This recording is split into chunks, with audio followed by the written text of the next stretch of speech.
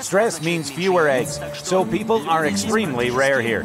A computer controls water and feed supply, and even egg collection.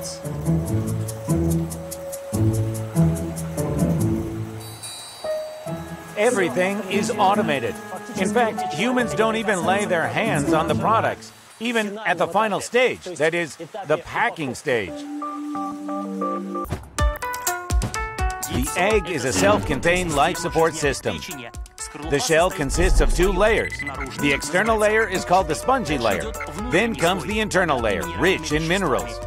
The shell is underlain with a thin subshell membrane. The egg albumen is inhomogeneous and has 3 layers in total. The yolk is the basis of the embryo's feeding. It is retained inside the egg with strings called chalasia. There is an air cell at the bottom of the egg in its blunt end. The embryo feeds mainly on fat stored in the yolk. When they are cleaved, a large amount of water is released. It evaporates through the pores and is replaced with air, which accumulates in the air cell. We are coming back to the egg factory. The eggs move to the packing station along the conveyor.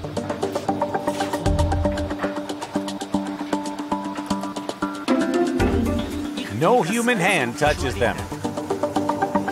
It seems we see a hint of manual labor only at the end.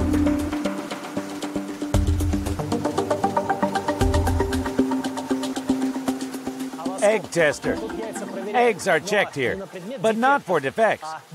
They are checked for cleanness. The fault detector is farther ahead. Here, but it has a different name. Crack detector. This automatic machine taps the eggs all around, automatically detecting broken or cracked ones and rejects them.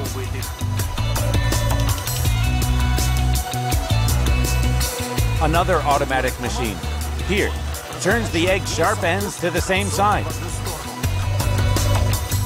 This is needed for their further packaging.